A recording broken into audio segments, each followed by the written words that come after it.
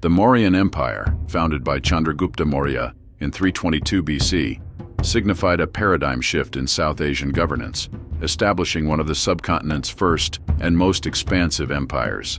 It was under Ashoka the Great, Chandragupta's grandson, that the empire reached its zenith, both geographically, stretching over most of the Indian subcontinent, and culturally, as it became a crucible of diverse traditions and practices. Ashoka himself is a figure of historical and cultural significance, remembered for his embrace of Buddhism after the bloody Kalinga War, and for his efforts to govern by moral and ethical principles. His reign was marked by a unique combination of warrior skill and introspection, leading to policies that favored welfare, nonviolence, and religious tolerance. The edicts of Ashoka, inscribed on pillars and rocks across the empire, stand as testimony to a governance that influenced not just contemporary society, but also left an enduring legacy on the region's ethos.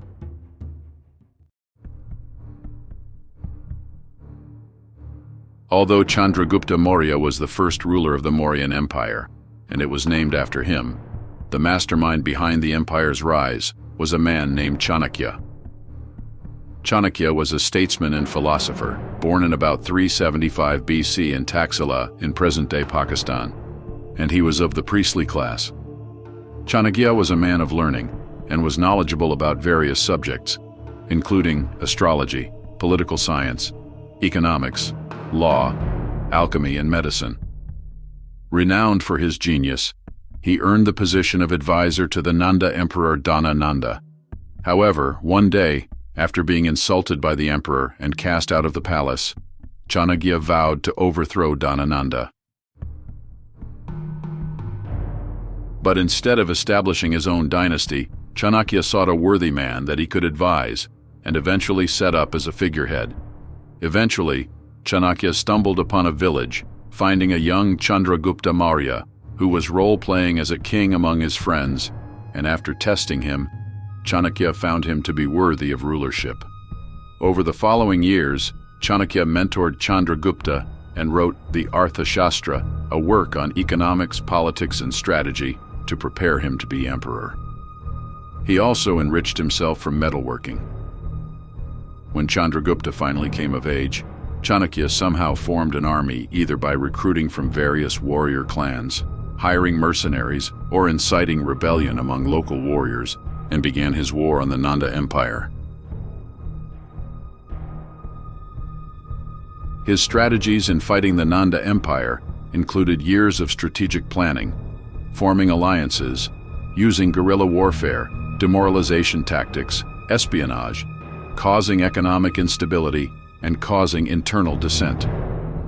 Although Chanakya and Chandragupta's first few attacks on the Nanda capital Pataliputra were unsuccessful, as the Nanda Empire was well established and had a highly effective army, experience, as well as a growing power base, allowed them to eventually confront the Nanda army in a pitched battle and defeat them decisively.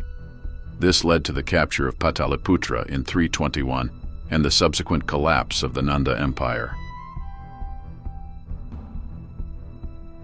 As emperor, Chandragupta kept the capital at Pataliputra, consolidated power over the Nanda territories, and expanded his empire, conquering the Gangetic Plain, and eventually he declared war on the Seleucid Empire. The Seleucid dynasty was founded in 305 by Seleucus Nicator, an officer and one of the successors of Alexander the Great. Chandragupta's army, consisting of chariots and war elephants, had the advantage over the Seleucid forces, as they were unfamiliar with war elephants. After 2 years of fighting, Chandragupta advanced up to the Hindu Kush, modern Pakistan and Afghanistan, and secured peace with Seleucus.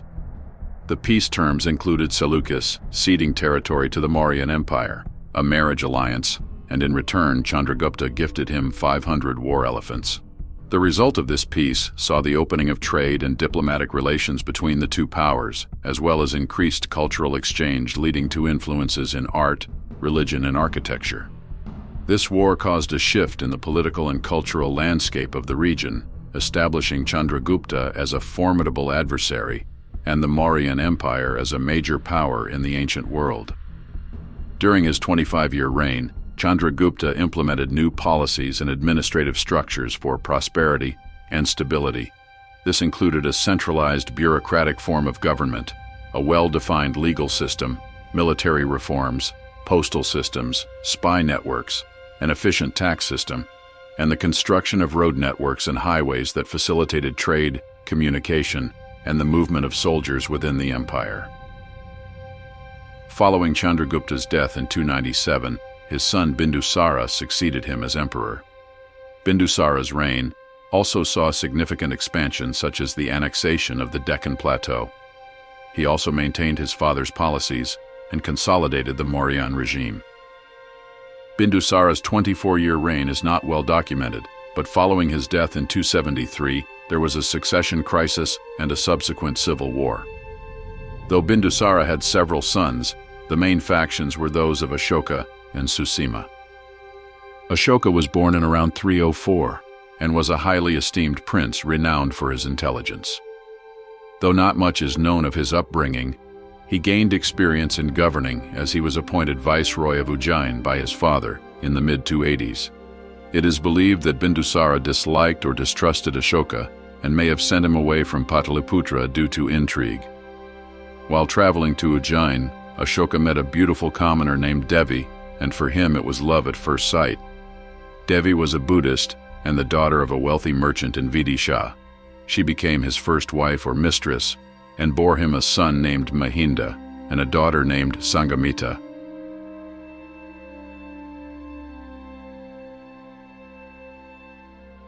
Susima was Ashoka's half-brother and was the eldest of Bindusara's sons. According to Buddhist sources, he was known for being ruthless and lacking moral virtues. Both Ashoka and Susima were likely well-educated in statecraft, governance, the art of war, philosophy, administration, Vedic literature, and political science. At the outbreak of the civil war, Susima had support from the nobility and military. However, Ashoka gained the support of key officials and influential men due to his leadership abilities, which eventually gave him the upper hand. After several battles over a period of 4 years, Ashoka emerged the victor and either imprisoned or killed his brother. According to the Sri Lankan Dipamsa text, he is said to have assassinated or executed most or all of his other brothers as well. Ashoka ascended to the throne in around 268 BC. But because Susima was the heir apparent, many of Ashoka's officials regarded him as a usurper and viewed him with disdain. In order to discipline them, he ordered them, as a test of their loyalty, to chop down all the flower and fruit trees but to preserve the thorn trees. "What is your majesty planning?" they asked. "Should we not rather chop down the thorn trees and preserve the flower and fruit trees?" And 3 times they countermanded his order. Ashoka became furious at this. He unsheathed his sword and cut off the heads of 500 ministers. On another occasion, Ashoka, together with his harem, went out to a park east of the city. It was springtime, and the trees were in bloom or laden with fruit. Strolling through the park, he came across an Ashoka tree whose blossoms were at their peak, and thinking, "This beautiful tree is my namesake," he became very affectionate. Ashoka's body, however, was rough-skinned, and the young women of the harem did not enjoy caressing him. So after he had fallen asleep, they, out of spite, chopped all the flowers and branches off the Ashoka tree. After some time, the king awoke. His eyes immediately fell on his dismembered tree. "Who did this?" he asked his servants who were standing nearby. "Your Majesty's concubines," they answered. On learning this, Ashoka flew into a rage and burned the 500 women alive. When the people saw all these vicious acts of the emperor, they concluded he was fearsome by temperament and gave him the name Ashoka the Fierce, Kandasoka.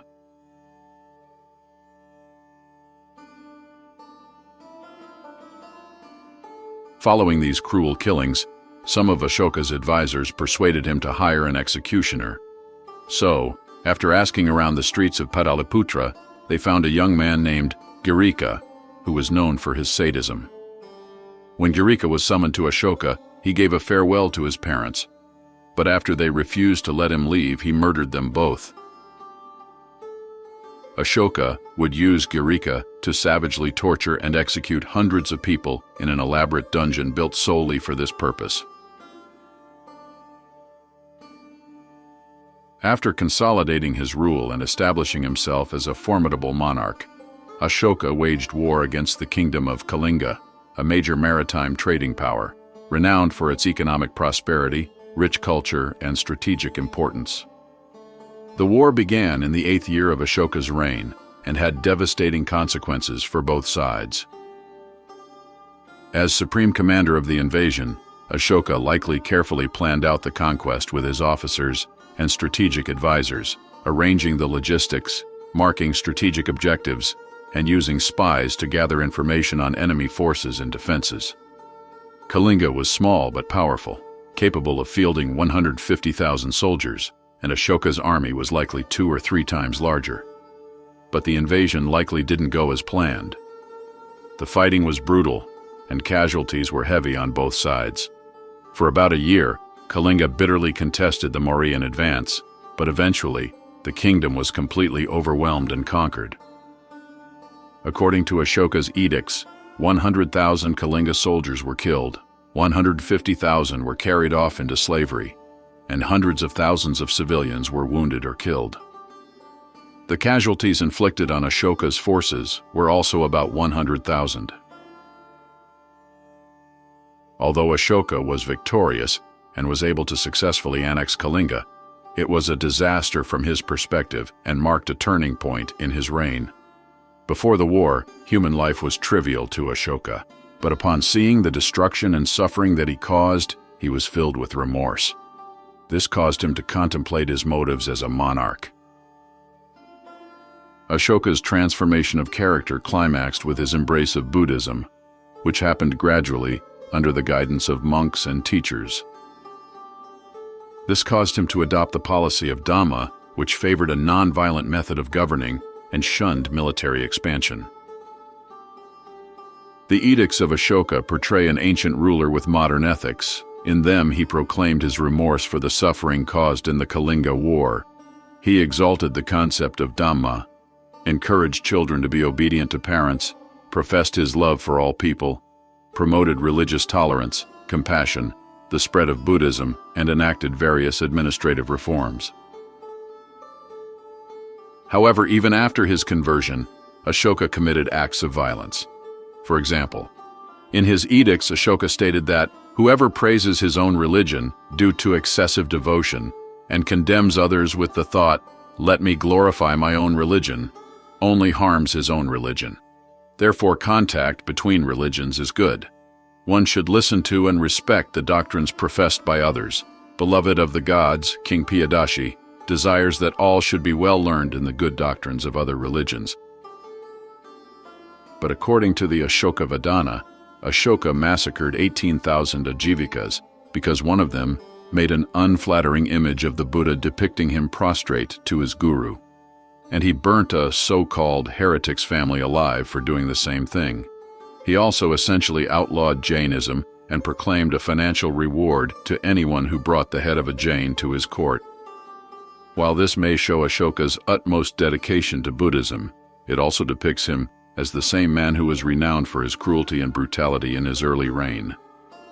Aside from his crimes, Ashoka's edicts stating his remorse for his conquest of Kalinga are found in various places, but not in Kalinga itself. Such evidence has led modern scholars to question whether Ashoka was genuine about his proclamations or was using propaganda to counter his cruel reputation. After issuing his initial edicts, Ashoka started actively supporting and making donations to Buddhist institutions. He ordered the construction of 84,000 stupas, or shrines, across the empire, built elaborate Buddhist temples, and donated hundreds of thousands of pieces of gold to decorate and maintain them. He also went on a pilgrimage to the 4 major sites pertaining to the life of the Buddha. Ashoka is also believed to have convened the Third Buddhist Council in 250 to consolidate Buddhist teachings and resolve doctrinal disputes. Additionally, he is credited with spreading Buddhism to Sri Lanka, Southeast Asia, and to the Mediterranean. Because Ashoka shifted from the pragmatic governance model of Chanakya to a moral ethical approach after his conversion to Buddhism, his latter reign marked a gradual decline in political control. While he ruled at the peak of the Mauryan Empire, his policies and actions inspired by his faith may have inadvertently contributed to the weakening and eventual downfall of the empire. After Ashoka's death in 232, the Mauryan Empire faced a succession crisis and economic decline, signaling the beginning of its end. The lack of strong leadership, coupled with administrative inefficiencies, led to the gradual disintegration of central authority. Regional powers gained prominence, further fragmenting the empire. Thus, the demise of this great power, which once exemplified centralized governance and cultural prosperity under Ashoka, became a poignant reminder of the transient nature of political power and the impact of leadership on the fate of empires.